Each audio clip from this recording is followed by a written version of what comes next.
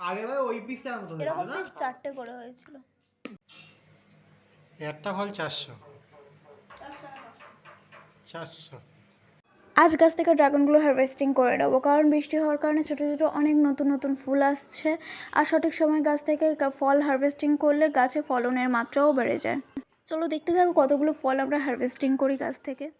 আর বন্ধুরা, গাছে জৈব সার ব্যবহার করার ফলে গাছের ফলগুলোতে ওয়েটটা খুব ভালোই এসছে। আর এদিকে একটা ফল আছে যেটা বাবা হারভেস্টিং করছে, কিন্তু ভুল করে এই ফলটা পাড়া হয়েছে, কেননা ফলটা পুরোপুরি পাকেনি, সবে মাত্র লাল ধরেছিল আর ফলটা হারভেস্টিং করে নেওয়া হয়েছে। আর তোমরা দেখতেই পাচ্ছ আমরা কতগুলো ফল হারভেস্টিং করেছি।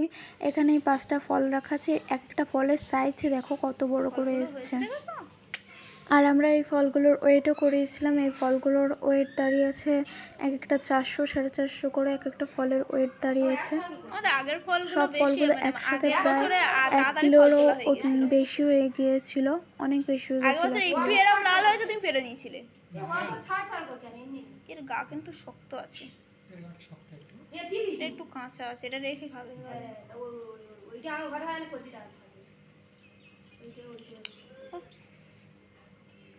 ছোট হলেও এর অবস্থা দেখলে। সব থেকে এই ফলটা বড় হয়েছে, এর মুখটা কেটে গেছে বলে বোঝা যাচ্ছে না, কিন্তু সব থেকে এই ফলটাই বড় হয়েছে, এর থেকেও ওই ফলটা বড়, তাই না? একটা ফল 400। 400। এই ফলটার ওজন 400। একদম পুরো সেই পিঙ্ক কালার। কেরম খেতে?